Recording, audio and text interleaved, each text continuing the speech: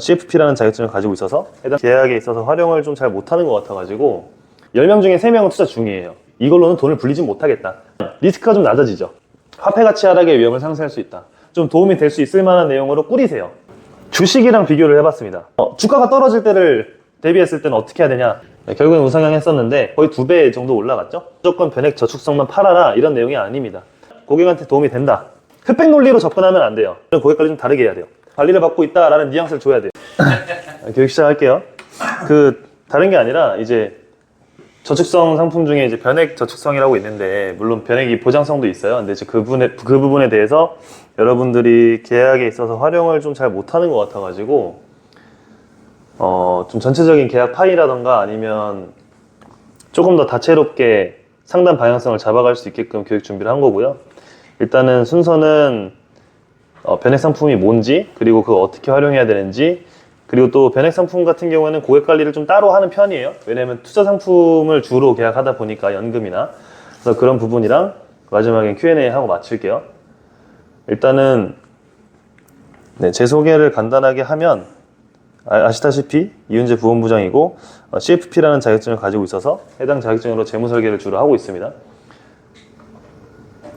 변액 상품이 뭐냐?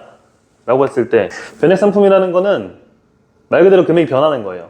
이게 운용 계정까지 들어가면 개념이 좀 복잡하겠지만 보험이라는 게 일반 계정이 있고 특별 계정이 있는데, 이 내가 나입한 보험료가 특별 계정 쪽으로 투입이 돼서 해당 계정에서는 뭐 우리가 선택한 포트폴리오로 돈이 좀 굴러가게끔 하는 상품인데, 일단은 적금이랑 한번 비교를 해봅시다. 똑같은 저축의 측면에서 지금 검색해보면 뭐 우리은행 적금 뭐 해가지고 특판 해서 4.5%가 나와 있어요. 근데 그 밑엔 뭐예요?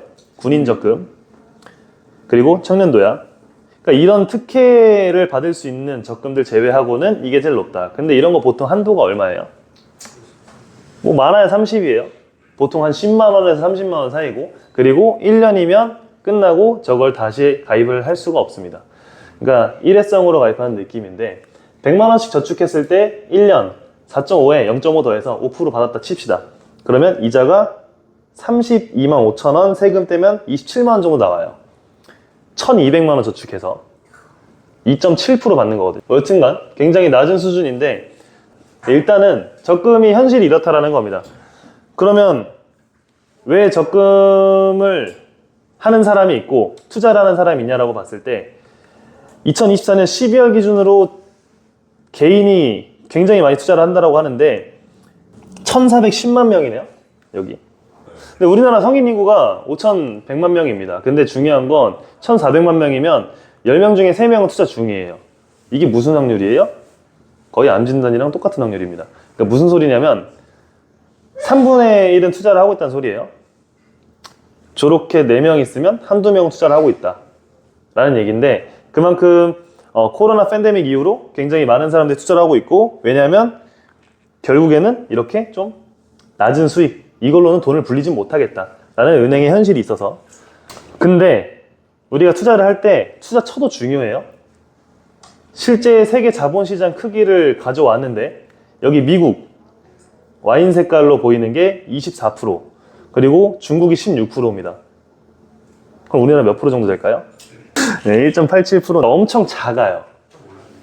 그러니까 삼성전자가 뭐 10만 전자다, 뭐 시총이 뭐 엄청 얼마다, 막 이런 내용이 백날 나와도 사실 뭐 미국 시장 아니면 하다못해 중국 시장에 상장돼 있는, 미국 시장에 상장돼 있는 이런 기업들만 해도, 우리가 그냥 어쩌다 접하는 기업들만 해도 웬만한 데가 삼성보다 큽니다.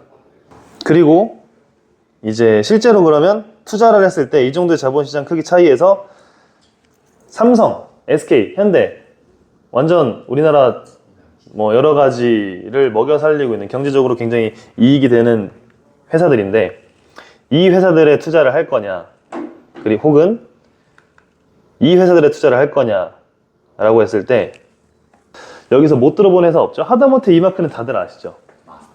네, 그래서 이런 회사들에 투자하는 게 사실은 조금 더 앞으로의 비전이라던가 성장성이 있지 않을까.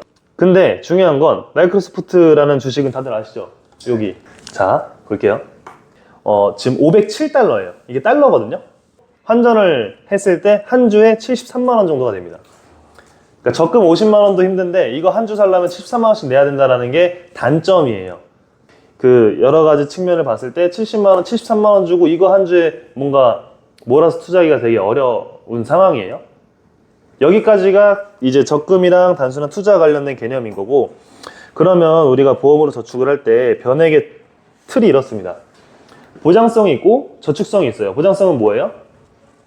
말 그대로 보장, 건강. 그죠? 건강보장이나 사망보장 이런 걸 해주는 거고, 반대로 이제 저축성은 분류 자체가 다르죠. 근데 우리가 오늘 집중하고 싶은 건 보장성 있는 변액종신보험이나 변액 CI보험 같은 것들이 아니라 저축성 있는 변액 저축에 좀 집중을 할 겁니다. 일단은 변액 저축에 조금 집중해서 이야기를 할 거예요, 오늘은. 특징이 이렇습니다. 일단은 선택한 펀드 수익률에 따라서 적립금이 변동을 해요. 아까 말 그대로 금액이 변한다라고 했던 것처럼. 그래서 해지한금들도 바뀝니다. 즉 투자 성과에 따라서 내 해지한금이 바뀌고 원금 보장이 안 됩니다. 그리고 10년 이상 유지 시에는 저축성 보험에 대한 차익을 비과세해요. 그리고 이제 계약할 때 주식형이나 채권형 등의 ETF를 선택해서 포트폴리오로 운영을 할 수가 있습니다. 이건 뒤에서 또 어떻게 활용하는지 말씀을 드릴게요. 그 다음에 우리가 아까 금리연동형이 흔히 말하는 적금이에요. 요거랑 비교했을 때 굉장히 수익이 저조했는데 투자 성과로 물가 상승, 하다못해 물가 상승이라도 같이 좀 상쇄를 할 수 있는 특징이 있고, 중도 인출이나 추가 납입 이런 기능들이 있어서 10년을 채우기 위해서 무조건 해지하는 게 아니라 10년을 채우면 또 비과세 통장으로서 활용할 수도 있고, 중간에 돈이 필요하면 인출도 할 수 있습니다. 담보대출이나 이런 거는 뭐 기본적으로 약관대출 같은 거는 다들 알고 계실 거니까, 그래서 중도 인출이 가능하다 보니 이런 걸 또 다들 활용을 많이들 하세요. 그래서 실제로 변액상품의 ETF, 이거는 카디프라는 회사인데 쫙 보시면 되게 다양합니다. 이게 수익률 순으로 보면 5년 기준으로 제일 높은 게 나스닥 대형주, 뭐 대표적으로 아까 보셨던 뭐 마이크로소프트나 아니면 애플 뭐 이런 애들이 있겠죠. 흔히 말하는 기술주들이 대부분 포진되어 있는. 그리고 미국 주식 ETF 재간접형2, 뭐 글로벌 우량주 ETF 해가지고 쭉 상위 한 하나 둘 셋 1, 2등이 결국에는 미국 쪽 시장이다. 아까 적금이 4.5%가 아니라 5%를 가정해도 그 정도밖에 실질 이자율이 안 나왔는데, 여기 1년이면 30%, 22%, 23% 이렇죠. 물론 이제 저거는 설정일 기준으로부터 1년을 딱 끄는 거예요. 그러니까 무슨 얘기냐면 적립식으로 하다 보면 조금씩 오른 주가를 계속 매입하기 때문에 이 수익률은 안 나올 겁니다. 좀 낮아질 건데, 근데 여튼간 그런 어떤 금리로 적용받는 것보단 이런 식으로 투자 성과에 비례한 실질적인 이제 실적 배당을 받는 게 훨씬 낫다. 수익률적인 측면에서. 그러면 어떤 내용을 가지고 변액 상품을 투자를 해야 되냐? 일단은 첫 번째는 월 적립식으로 코스트 에버리지 효과가 있습니다. 무슨 얘기냐면 우리가 1,000원일 때, 주가가 1,000원일 때 사는 거랑 어차피 내가 들어간 돈은 10만 원이 똑같아요. 그럼 1,000원일 때 몇 개 사줘요? 30개입니다. 100개 사지겠죠. 그러면 10만 원을 똑같이 나는 1월에도 10만 원, 뭐 2월, 3월, 4월 다 10만 원씩 넣었는데 1,000원일 때는 100개가 사지다가 만 원일 때는 10개가 사지겠죠? 그러면 내 평균 단가가 맞춰집니다. 주가가 1,000원과 만 원의 사이인 값으로 평균 단가가 맞춰져요. 무슨 얘기냐면 등락이 있는 주가에 대해서 이제 어느 정도 평균치가 된다라는 내용이고, 그러다 보니까 꾸준하게 좀 적립을 하게 되면 리스크가 좀 낮아지죠. 물론 확 수익을 보지도 확 손해를 보지도 않겠지만 그런 전체적인 극단적인 리스크를 낮출 수 있고 매매 타이밍에 대한 스트레스를 안 받아요. 그냥 적립만 하면 되니까 매월 정해진 시기에. 그리고 대응이 가능합니다. 무슨 얘기냐면 아까 그 펀드 라인업들 있죠? 그거를 뒤에서 나오겠지만 채권이랑 주식같이 상반된 방향성을 가지고 있는 자산 형태의 ETF로 좀 시장 대응을 어느 정도 할 수가 있고, 고객이 원하는 뭐 금을 원하신다. 그럼 아까 보시면 골드 투자도 있었어요. 그런 것들 같이 투자를 할 수 있는 여러 가지 포트폴리오를 구성할 수 있다라는 장점이 있고, 그리고 아까 중도 인출 기능이랑 10년 비과세 혜택 얘기했죠. 그래서 어떻게 보면 자금 활용도 있어서 우리가 흔히 계약하는 뭐 목돈 형성을 위해 하는 뭐 단기납 종신보험이라던가 그런 것들에 비해서는 조금 더 유동성이 좋다. 현금성이 좋고 해지가 아닌 인출 기능 통해서 나중에 비과세 통장처럼 활용할 수가 있다. 마지막으로는 화폐 가치 하락의 위험을 상쇄할 수 있다. 우리가 요즘에 달러 상품들 많이 세일즈하는데 결국엔 그것도 우리나라 화폐 가치가 굉장히 하락해서 그렇죠. 그러니까 이것도 똑같아요. 물가 상승과 동일한 의미입니다. 그러니까 돈의 쓰임새가 예전만치 못하다. 무슨 얘기냐면 내가 지금 가지고 있는 1,000원이 예전에 가지고 있던 1,000원과는 게임이 안 된다. 지금 뭐 아이스크림만 해도 그렇죠. 옛날에 500원이면 샀었는데 화폐 가치가 워낙 하락하고 사람들의 어떤 경제적인 상황이 많이 발전하다 보니까 지금 1,000원으로는 아이스크림 하나 못 사죠.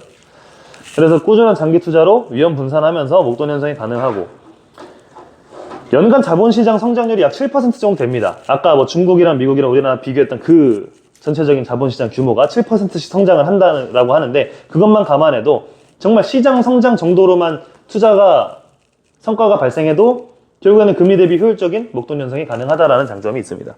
여기까지 질문. 그럼 이걸 활용해 봅시다 라는 거예요. 대상은 누구한테 세일즈를 해야 될까요? 재무설계 상담 고객 세일즈하면 됩니다. 포트폴리오 편입하세요. 무슨 얘기냐면 단기납종신보험, 변액상품, 연금, 그리고 뭐 적금 아니면 직접 투자 이런 식으로 전체적인 포트폴리오 구성해서 그 사람한테 가장 좀 도움이 될 수 있을 만한 내용으로 꾸리세요. 그 중에 일부 종목이나 어떤 수단으로서 활용을 할 수 있다라는 거고 단기납종신보험 불가능한 고객이 가입이 가능합니다. 왜냐하면 저축성 상품이다 보니까 심사 자체가 굉장히 간소해요. 이해돼요?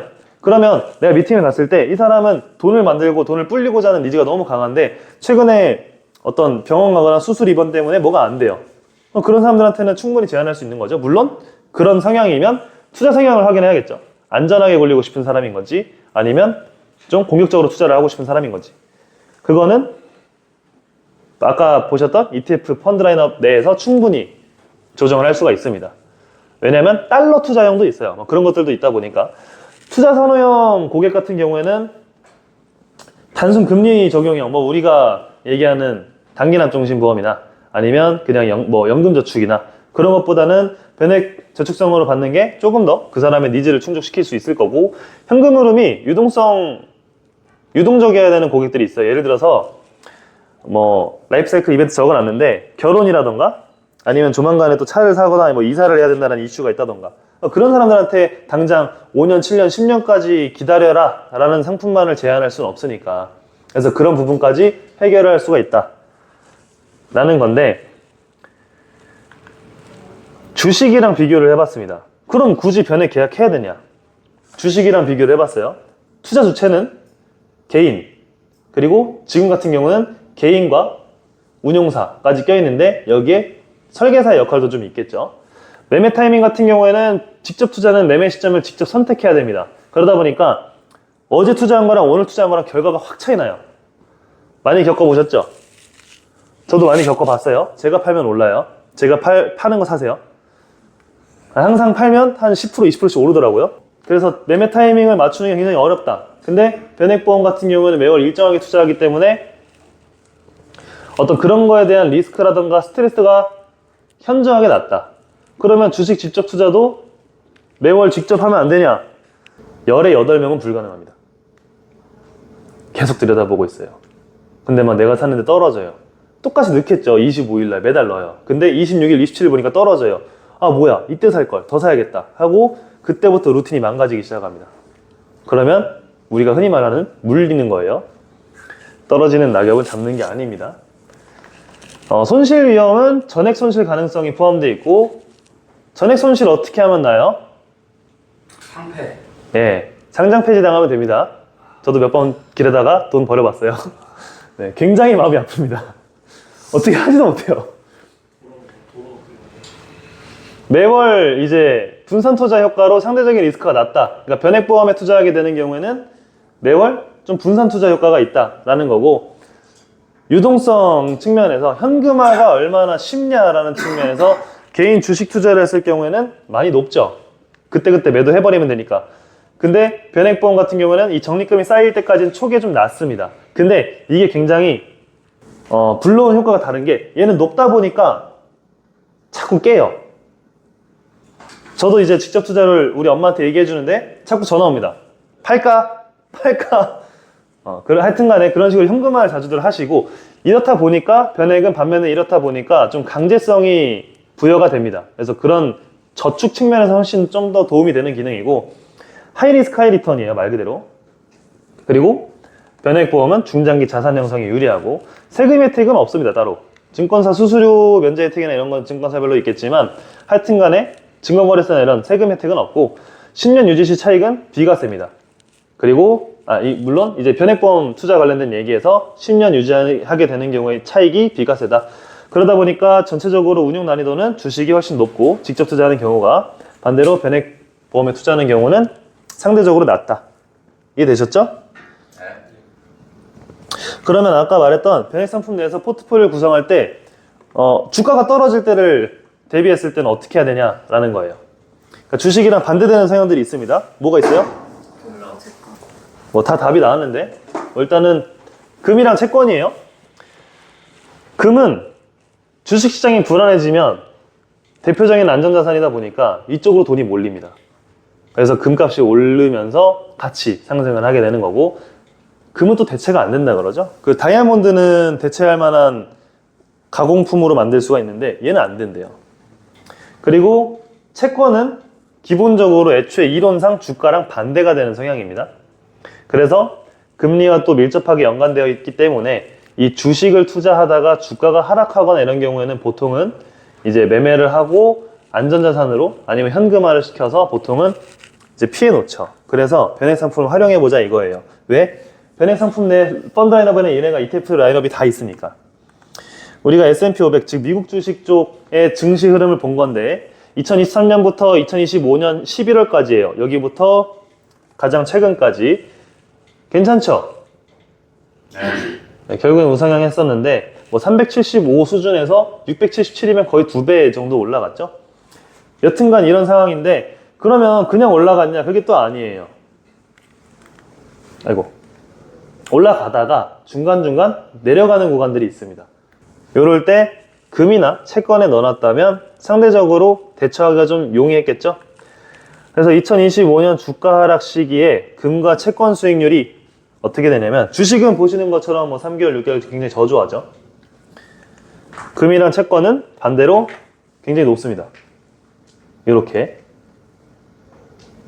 이해되세요? 그러면 우리는 펀드 변경을 해주는 겁니다. 주식으로 잘 적립해서 투자하다가 한 요때쯤 금으로 다시 돈을 묶어버리고 반대로 또 우리는 하락을 막고 쭉 옆으로 갔다가 다시 또 상승하고 다시 또 하락 시기에 또 옆으로 막 갔다가 상승하고 해서 수익을 최대한 좀 극대화할 수 있는 긍정적인 측면들이 있어요. 직접 개인 투자를 하는 경우에는 이렇게 운용하기가 사실 힘들죠. 일반인들이. 그래서 이거를 아까 얘기해 준 것처럼 무조건 변액 저축성만 팔아라 이런 내용이 아닙니다. 재테크를 좀 비교해 주세요, 고객한테. 예를 들어서 월 400만원 10년 동안 모으는 사람이라고 했을 때 평균 한 4.2% 금리 적용했을 때 400만원 적립하면 이 정도 이자가 나와요. 2천만원. 근데 이거를 분산시킵니다. 적금도 하고 단기납도 하고 적립식 ETF 투자도 해요. 그랬을 때 250, 100만원, 50만원 이렇게 분산을 시키면 여기 이자가 1,700만원, 여기 이자가 2,100만원, 여기 투자 수익이 600만원. 실질적으로는 차이가 꽤 많이 나죠. 한 2배 이상 차이 나죠. 그러니까 어디든 간에 몰빵하는 건 좋지 않다. 400만원 한 곳에 적금만 하는 것보다 뭐가 됐든 투자랑 적금을 섞든 이렇게 세 가지로 분산하든 결국에는 분산을 해서 수익률이 높은 거를 좀 찾아가라. 근데 유동성이 좀 적다 보니까 적금 대비해서는 얘랑 얘는 상대적으로 좀 덜 하는 게 고객의 리스크 관리하는 측면에서는 굉장히 좋아요. 이해되세요? 그럼 우리는 뭐 할 수 있어요? 적금은 뭐 그냥 고객한테 이제 수익률 높은 거 추천해드리면 되는 거고, 달러 중심 보험으로 7년 납이든 5년 납이든 확실하게 수익을 좀 가져갈 수 있는 걸로 리스크를 막아놓고, 그 다음에 변액 적립 단점이 뭐예요? 원금 보장이 안 되죠. 마이너스 리스크가 있기 때문에 여기서 확정 수익으로 막아놓고 여기서 투자 수익을 한번 노려보자라는 형태의 재무 포트폴리오인데 굉장히 정석입니다. 그래서 보통은 이걸 실행할 때 계약 안내 정도로 하죠. 여기서 이제 제가 추가해서 말씀드렸던 게 여러분들한테는 배당주, 그거를 이용해서 월 흐름을 또 여기로 가져오고, 그건 이제 굉장히 고차원적인 내용이고 이게 1차원적으로 정석인 거예요. 알죠? 그래서 투자 성향에 따라서 포트폴리오 작성 예시가 또 있어요. 보면 안전한 걸 추구한다. 뭔 소리냐면 적금이랑 나는 확정적으로 수익 주는 게 좋다. 근데 좀 어느 정도 기간을 두고 고수익도 노려보고 싶다라고 했을 땐 달러종이랑 적금 그리고 비상금 현금으로 10% 정도 해주고 반대로 난 좀 투자를 하고 싶다. 그러면 아까 ETF랑 변액이랑 변액 저축성이랑 단기납 달러종 그리고 적금 그냥 나는 머리 아픈 거 싫고 다 조금씩 해놓고 싶다라고 하면은 비상금까지 포함해서 이런 식으로 물론 이 비율은 설계사마다 조금씩 수정할 수는 있겠죠. 예시일 뿐입니다. 이런 식으로 다가가면 고객한테 도움이 된다라는 거예요. 그러니까 흑백 논리로 접근하면 안 돼요. 이 영업을 할 때 재무설계 영업을 할 때 가입을 하니 안 하니 보다는 이런 거 조금이라도 하나씩은 같이 편입해서 조금 더 수익률 높여보자로 돼야 돼요. 그리고 아까 얘기했던 고객 관리가 좀 다릅니다. 변액 계약하신 분들은 재무설계 계약하신 분들이나 변액으로 계약하신 분들은 고객 관리 좀 다르게 해야 돼요. 꾸준한 투자 관련 정보를 제공을 해줘야 됩니다. 뭔 소리냐면 내가 재무설계적으로 그냥 계약하고 끝이 아니라 꾸준하게 내 자산 형성에 대해서 관리를 받고 있다라는 뉘앙스를 줘야 돼요. 그래서 제가 이거 계속 올려주죠. 요거랑 요거 하면은 뭐 시장 상황 브리핑 이런 게 나와 있고 요거는 뭐 환율이나 이런 것까지 나와 있는데 이제 이런 것들을 하나씩 보내드리는 겁니다. 단톡을 만드시든 개인톡으로 메일 1대1로 드리든 여튼간 그런 상황이기 때문에 관리하시고 주기적으로 펀드 라인업을 점검을 해야 됩니다. 근데 이게 뭐로 이어지냐면 이제 소개 요청이나 아니면 추가 계약으로 이어지는 자리가 굉장히 많이 나와요. 근데 하여튼간에 펀드 라인업을 점검을 일일이 하지 마시고 다 통일시켜버리세요. 어차피 시기에 따라 다르긴 하겠지만 통일시켜버리고 점검할 때마다 그 모든 사람들을 한 번에 일괄적으로 똑같은 기준을 적용해서 어차피 주식시장은 모두에게 적용이 되니까 그때 점검을 하면서 만나서 점검하고 ETF 포트폴리오 바꿔주고 소개 요청이나 추가 계약하는 자리로 만들어야 됩니다. 근데 이런 것까지는 좀 힘들다. 점검까지는 힘들고 소개는 받고 싶다. 그럼 저한테 오세요. 제가 지침 드릴게요. 지금 시장 상황이 어떻고 그분의 설계 라인업이나 그러니까 펀드 라인업이나 이런 게 어떻고 이걸 확인한 다음에 제가 알려드리겠습니다. 그래서 그 방향성대로 하시면 되고 이제 변액으로 시작해서 재무설계로 시작해서 보장성 보험으로 마무리를 하셔야 돼요. 이게 애초에 CFP든 AFK든 공부를 하면서 자격증을 딸 때 보험 설계라는 과목이 따로 있어요. 심지어 되게 어려워요.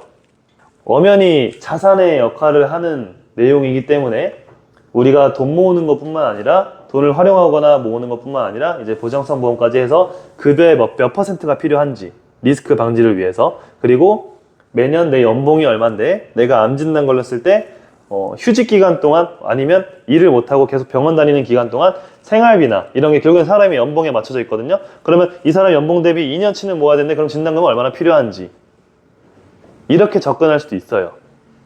단순히 진단금이 얼마 필요하다 아니면 진단금 없네요 뇌혈관 심혈관 없네요 이런 거 넣으세요가 아니라 연봉이나 월급을 기준으로 책정해서 다시 또 접근할 수 있기 때문에 그렇게 가시는 것도 좋습니다. 특히 20대, 30대 분들한테는 굉장히 좋은 근거가 돼요. 내가 왜 5천이나 가져가야 돼? 나 안 걸릴 것 같은데? 이런 분들